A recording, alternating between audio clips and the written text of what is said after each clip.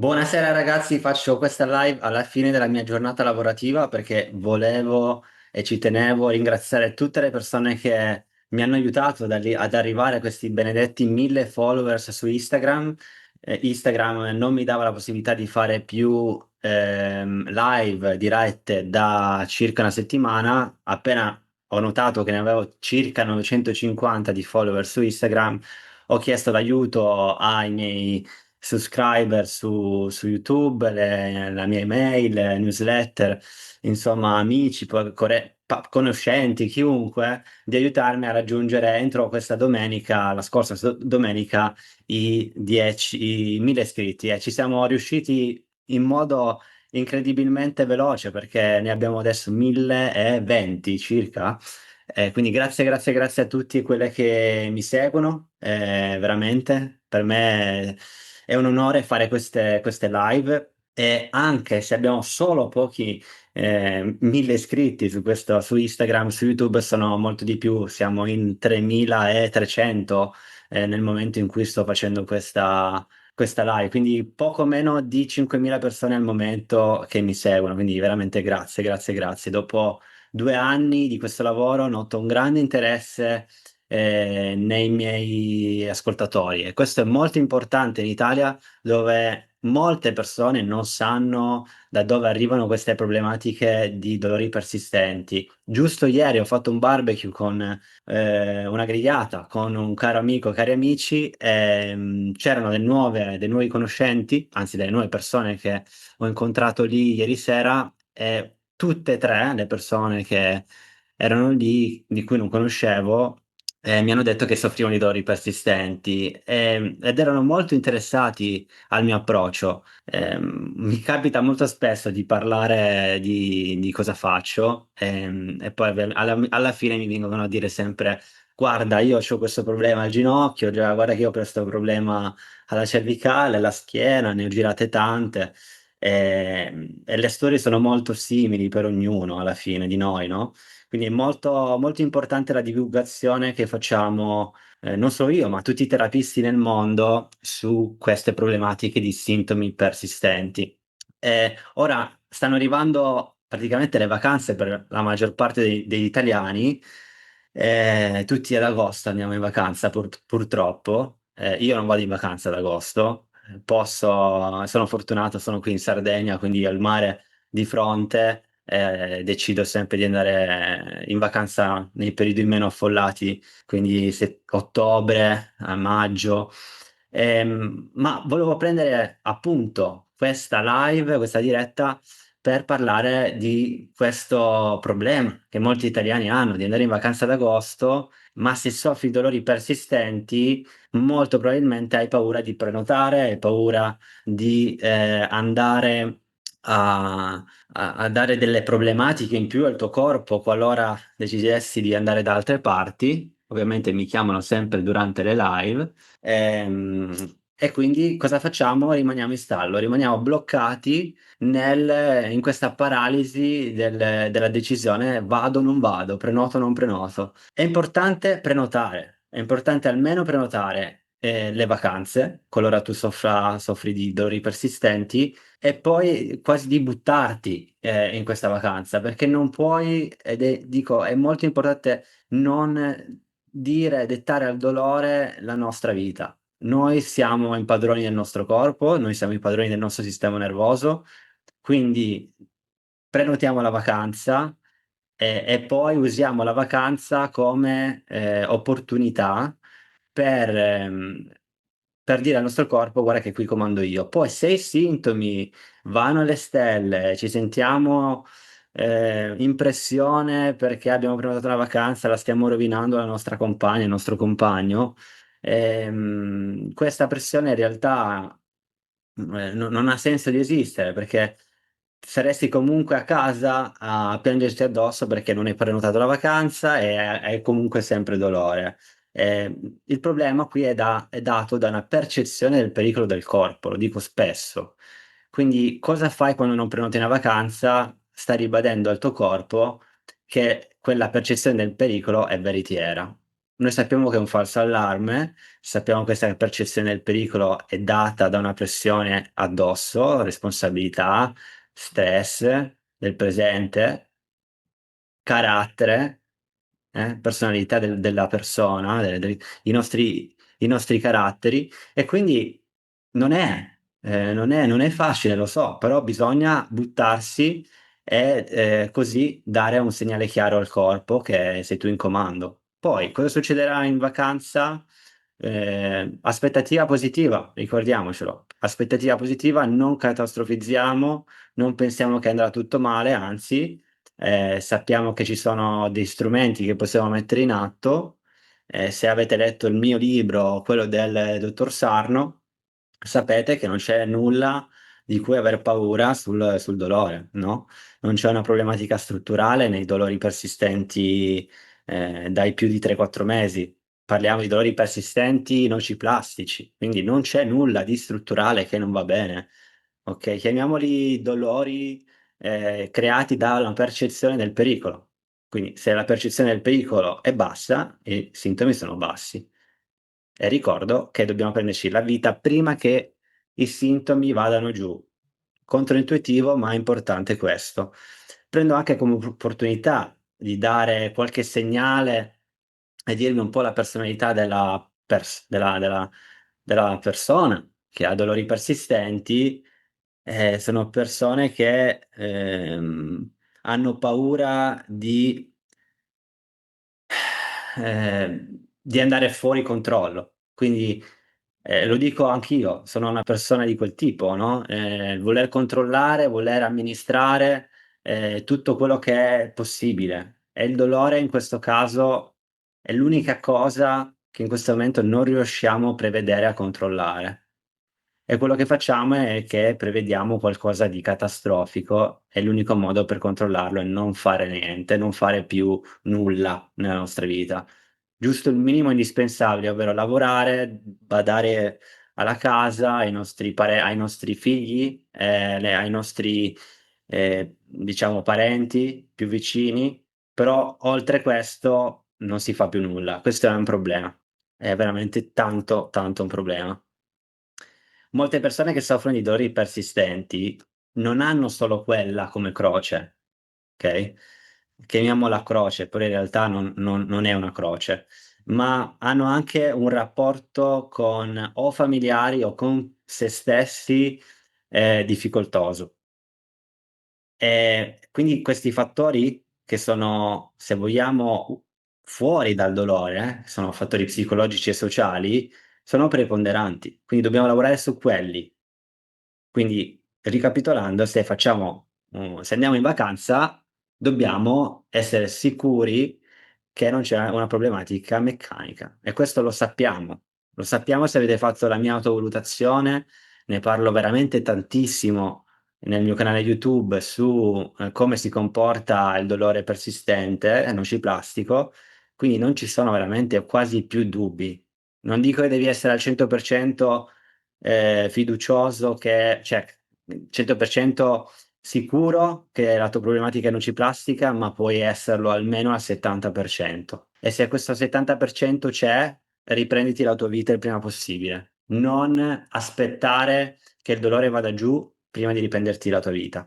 Io sto attendendo ancora una testimonianza di un mio passato paziente, che magari sentirà questa live, questa diretta, gli verrà il sorriso, che mi aveva detto che era arrivato al 95%, se non di più, di recupero, remissione dei sintomi da, problematiche, diciamo dolori pelvici, dolori lombari, dolori all'inguine, questa parte qui. E ha detto: "Adesso sono al 95%". Nonostante tutto, ogni tanto mi riscriveva che aveva dei dubbi, ma è arrivato al 95% di remissione. Quali dubbi più possiamo avere che la nostra problematica, è strutturale? Non si può, no? Quindi anche questo, non stiamo ad aspettare, che il dolore, vada giù, assolutamente, perché non c'è nulla da aspettare. Riprendiamoci la nostra vita, il dolore seguirà, okay? Chi in questo momento sta cercando di andare in vacanza nel migliore modo possibile, sta dando dei segnali al nostro corpo, al suo corpo, di allerta. Non dobbiamo dare segnali di allerta, dobbiamo dare segnali di sicurezza. Come lo facciamo? Dando fiducia che sei nel percorso giusto, che attraverso a queste informazioni che vogliamo parlare, che siano magari informazioni di placebo, dai comunque dei segnali di sicurezza al corpo, attraverso il respiro, okay, attraverso, la priorità al sonno, attraverso, questo coraggio nel fare delle attività che avevi evitato prima. Tutte queste cose danno sicurezza, fiducia al corpo. Eliminati da ogni gruppo Facebook, sul dolore, eliminati. Anche se in realtà, posso dire io ogni tanto metto dei post su questi gruppi, sul dolore, per dare magari una nuova consapevolezza, ma penso sempre magari ce n'è solo anche solo una di persona che vede i miei video e può quindi uscire da quel gruppo per entrare in una nuova consapevolezza. E questo è importantissimo. Ecco perché io ancora magari qualche gruppo su Facebook lo uso ancora. Però chi è arrivato a questa consapevolezza sul dolore nuova, non, guarda le storie di insuccesso degli altri. Se vogliamo guardiamo le storie di successo, se vogliamo. Persone mi dicono anche che più vedono storie di successo, magari sul mio canale o su altri canali, YouTube, mettono ancora più pressione che non sono arrivati loro lì. Quindi ogni persona è differente. Sempre meglio comunque uscire dai gruppi, quelli sul dolore su Facebook, che non sono inerenti alla terapia mente corpo. Ho di recente, proprio poche ore fa, finito con una persona che soffre di emicrania, che vuole entrare nel percorso e mi ha detto che sono più di 15 anni, mi sembra 20 anni di terapia sul dolore, ma farmacologica solo. È incredibile come siamo arrivati nel 2025 e in realtà non ci sono persone che abbiano provato un approccio più profondo di quello farmacologico. Non dico che il farmaco non si deve prendere, okay, ma nelle problematiche di questo tipo gli aspetti psicologici e sociali del dolore sono preponderanti. Il farmaco molte volte parliamo di antidepressivo sia nell'emicrania che nella fibromialgia, a volte anche nelle situazioni, più acute, di dolori alla schiena, o alle gambe, ma sono escamotage, sono supporti che, sono coperte. Stiamo coprendo dei fuochi, delle micce e questi farmaci non dovrebbero essere presi per lungo termine, a meno che non siano affiancati da una terapia psicosomatica, okay? Un'altra cosa che voglio dire ragazzi, ehm una cosa che mi ero scritto è che non siamo fragili, cioè non siamo persone fragili. Queste malattie sembrano invisibili, in realtà sono invisibili, non sono neanche malattie, ma non siamo fragili, non siete fragili voi ad avere sintomi di questo tipo. Questo è importante e dobbiamo veramente, parlarne di più. Queste sono problematiche date da un'ipersensibilità del sistema nervoso, creato da molto stress, molto conflitto, molte paure, anche inconsce, di quello che è successo nel passato e nel presente. Ogni persona ha trigger differenti. Chi, ha triggerato questo dolore dal senso di abbandono, ehm, quando i genitori si son separati da bambini, da piccolino, oppure chi ha avuto un lutto, da chi invece è nato un bambino, un figlio. Tutto questo arriva intorno ai 25, 30 anni, i trigger. Poi, dopo i 35 anni notato, in base ai dati che ho, almeno clinici miei, di casi studio, dopo i 30, 35 anni inizia il corpo a non avere più quella tolleranza come ce l'aveva da piccolino o da adolescente. Quindi le problematiche arrivano sempre durante i 35, 40 anni, poi vanno su e più vanno su questo dolore viene aumentato e diventa sempre più efficiente, perché i circuiti neuronali, se vogliamo è un problema neurologico, ma i circuiti neuronali che non sono danneggiati, ma vanno a, essere amplificati sul dolore. perché il conflitto diventa talmente tanto grande e talmente tanto, efficiente, che il dolore non può solo che aumentare. Quindi arriviamo al 4 di agosto del 2025 che se sappiamo queste informazioni, dobbiamo fare tutto quello che è controintuitivo, che non abbiamo fatto oggi. Prendiamoci le vacanze, facciamo quelle cose che non abbiamo mai fatto, con una consapevolezza diversa, quasi di curiosità a quella parte lì che abbiamo sempre evitato e dire: "Guarda, ora so delle cose che Alessio mi ha detto, non le dico solo io. Quello che vi dico io può essere ribadito più e più volte da altri terapisti nel mondo che hanno anche più testimonianze di me." Okay, quindi io lavoro insieme agli altri terapisti, non siamo mai in competizione. Purtroppo in competizione siamo solo qui in Italia.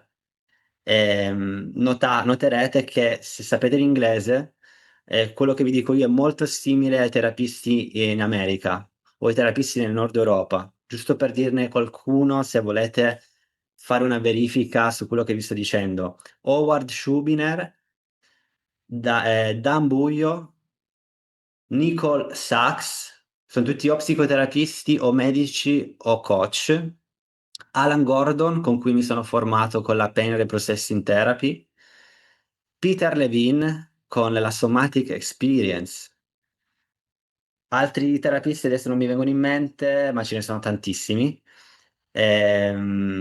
Comunque son tanti ragazzi, tutti arrivati dopo il dottor Sarno, ma siamo tanti.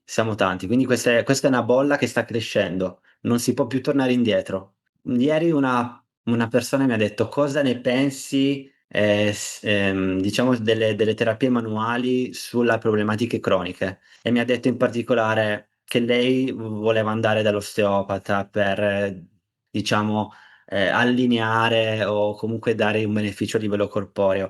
Su queste problematiche la terapia manuale bisogna vederla in modo differente, non per allineare o aggiustare il corpo, ma per dare, se vogliamo, un senso di sicurezza. Io non lo consiglio comunque, perché non conosco quei terapisti manuali a cui vi affidate. Però, il senso di, tocco di una mano su un corpo può comunque dare o sicurezza o allerta, e c'è un rischio che potrebbe darlo di allerta se non sappiamo a chi ci rivolgiamo. Giusto l'altro ieri, un altro mio paziente mi ha detto: "Adesso sono andato in crisi dopo queste 3 settimane, mi è arrivata una ricaduta." In realtà gliel'ho detto che poteva arrivare e quello era un sintomo di progressione, un'opportunità per ricablare quel circuito, ed è andato dall'osteopata. Non mi ha detto niente, è andato dall'osteopata. A dirvi la verità ci sono rimasto male, perché non bisogna andare dall'osteopata per fare se sei in questo percorso mente corpo. Non è necessario. Ora tutti gli osteopati là fuori mi scriveranno: "Ma cosa stai dicendo? Ma non dire cavolate, noi siamo bravi." Non vado contro gli osteopati ragazzi, devo fare gli interessi per i miei clienti e pazienti. Se fai una terapia manuale durante un percorso mente corpo, ti stai un po' prendendo per il culo, detto proprio papale papale. Non c'è bisogno, bisogna utilizzare il nostro mondo interno per ricablare quello che sta succedendo fuori. Se vuoi puoi affiancarti a uno psicoterapista del nostro team o uno psicoterapista che sa la neuroscienza del dolore, che è avanzato su queste nuove tecniche. Ci sono tecniche di EMDR molto valide. Bisogna comunque, andare da un terapista a cui avete voi una sorta di alleanza, che non vuol dire che tutte le terapie EMDR funzionano per il dolore. Ora mi scriverete: ma io l'ho provata e non ha funzionato." Non tutte funzionano perché magari non c'è un'alleanza col terapista, questo in primis. E la psicoterapia la facciamo anche noi in Neurobalance senza necessariamente chiamarla psicoterapia, la chiamiamo psicoeducazione, quella cognitivo-comportamentale. Ora, senza andare troppo nel tecnicismo, perché a voi non mi interessa, ho iniziato questa live dandovi, un'informazione principalmente sulle vacanze che avrei potuto dare anche a una mia nuova paziente adesso. Magari avrà visto anche questa diretta. Riprendetevi la vostra vita il prima possibile. Non aspettate che il dolore detti le giornate. Quello che detta le giornate è la vostra risposta al dolore. Questa è la prima risposta. Riprendete le attività che avete evitato. Ovviamente se c'è una lista di evitamento di attività, esempio andare in montagna a farsi una camminata vi fa paura, la paura è 10, piuttosto che c'è un'altra attività che per esempio camminare per 15 minuti a un passo normale, e questa è l'attività meno paurosa, prendete quella di mezzo, ovvero per esempio camminare in salita, magari, no? Oppure prenotare questa benedetta vacanza e farvi una vacanza per non dico una settimana, ma magari un weekend. Quel weekend prendetevelo per voi, per dare sicurezza al vostro corpo. E la sicurezza non la date necessariamente evitando le attività. Questo è importante dirlo. Va bene ragazzi, non voglio fare un'altra live molto lunga perché oggi, stasera è uscito uno dei miei video, lì insomma vedete su YouTube cos'è che ho da dire. Sto facendo una live praticamente una volta a settimana, adesso sono felicissimo che le ho sbloccate su Instagram.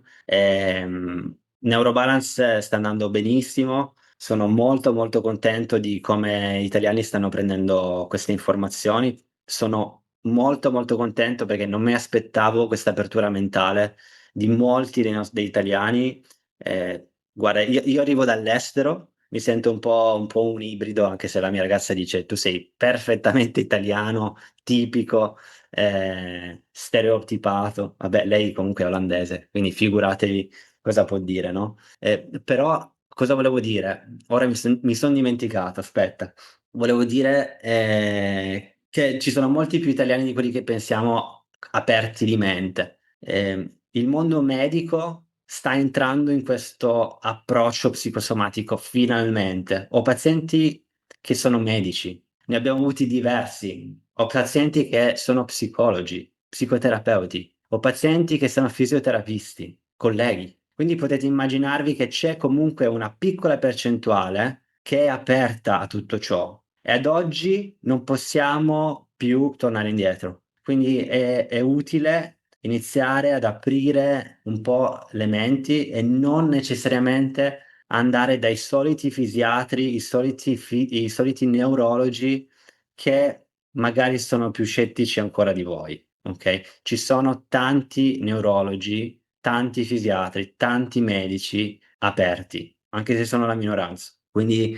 niente, ragazzi potrei parlarvi di altre cose, ma non devo staccare. Oggi è stata una giornata molto intensa ed è utile per me andarmi a fare una passeggiata al mare, o comunque lì vicino al mare qui a Cagliari, riprendere un po' le energie perché è stato un lunedì intenso per tutti.